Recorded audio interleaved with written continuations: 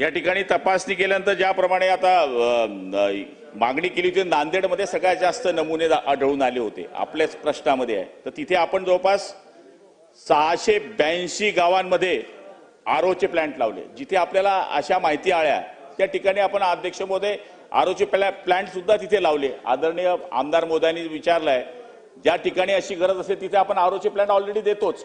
तुम्ही अशी जर माहिती दिली तर आपण तिथे आरोचे प्लांट देऊ. ठीक आहे, आदित्य ठाकरे बोला. देतो तुम्हाला. अध्यक्ष महोदय, हे खरं तर विधिमंडळ आहे, कायदे मंडळ आहे. आधी पण आम्ही सांगितलं होतं की विरोधी पक्ष जरी असला अध्यक्ष महोदयाच्या आपल्याप्रमाणे जिथे जिथे कायदे बनवायचे असतील, चांगल्या सूचना द्यायची असतील, केंद्रीय भूजल मंडळाने प्रसिद्ध चला बोला. तिथे आम्ही सूचना करू आणि सहकार्य करू. चला, प्रश्न क्रमांक 2. अभ्यास करून त्यात स्वतः मुख्यमंत्री महोदय स्वतःचे उत्तर देतात, उपमुख्यमंत्री उत्तर देतात. अध्यक्ष महोदय, माझी आपल्याकडे विनंती राहील की आपण आपल्या दालनात ह्या विषयाबद्दल एक बैठक बोलवा. कारण काय झालंय, मंत्री महोदयांचं प्रत्येक उत्तर केंद्र सरकारचं रँडम आहे. ह्यांनी MIDC, आपलं राज्य कृषी प्रधान राज्य आहे, इंडस्ट्रियलाइज राज्य आहे. आपण बोट टाकून चालणार नाही. आणि जर आतापर्यंत ह्यांना वाटत असेल की आता बैठक लावायला पाहिजे, प्रश्न क्रमांक 2 की नाही, हा मूळ विषय राहतो ना इथे. तर अध्यक्ष महोदय, माझी आपल्याकडे विनंती राहील की खात्याचा अभ्यास करून बघा. सत्ताधारी पक्षाचे पण अनेक प्रश्न आहेत आणि ते उत्तर देऊ शकत नाहीत सत्ताधारी पक्षाच्या आमदारांना. तर माझी आपल्याकडे विनंती राहील की उत्तर राखीव ठेवा. मंत्र्यांना सांगा अभ्यास करून उत्तर द्या. चला पुढे, रोहित पवार बोला. अध्यक्ष महोदय, मंत्री महोदय, ठीक आहे, एक मिनिट. माझ्यानंतर तुम्ही मला बोलू द्या. एक मिनिट, मला बोलू द्या. रोहितजी, रोहित पवार रोहित, एक मिनिट.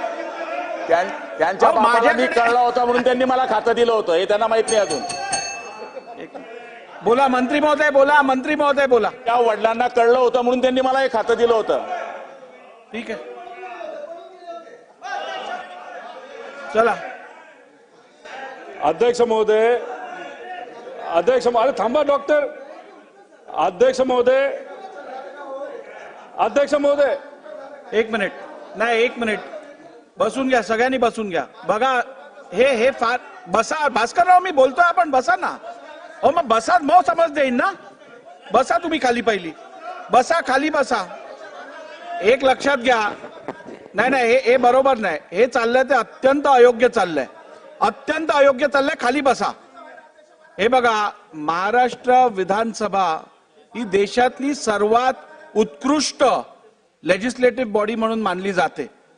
आम्ही जेव्हा देश स्तरावरतील पीठासीन अधिकाऱ्यांच्या कॉन्फरन्सेसला जातो तेव्हा महाराष्ट्र विधानसभेबद्दल जो मान सगळ्यांमध्ये आहे तो कुठे कमी व्हायची पाळी आणू नका. आपण पर्सनल रिमार्क्स कोणाविषयी करणं चुकीचं आहे. मी ते रेकॉर्डवरनं काढून टाकणार. चला. अध्यक्ष महोदय, मंत्री महोदयांना मला आपल्या माध्यमातून फक्त विनंती करायची आहे की उत्तरामध्ये काही रोग जे या नायट्रेटमुळे होतात ते होत नाहीत असं तुम्ही मान्य केलंय. फक्त ते चेक करावं, कॅन्सर वगैरे. दुसरं अध्यक्ष महोदय, आमचं काय म्हणणं आहे की तुमच्या डिपार्टमेंटच्या माध्यमातून 25-30 हजार कोटी रुपयाची जल जीवनची कामं चालू आहेत. आपलं नायट्रेट ही मोठी अडचण आहे, तर तुम्ही तुमच्या डिपार्टमेंटला सांगून योजना चालू आहेत त्याच्यामध्येच काय गोष्टी इनकॉर्पोरेट केल्या, जसं मी कर्जतचा विषय सांगितला, असं सगळ्याच ठिकाणी आहे.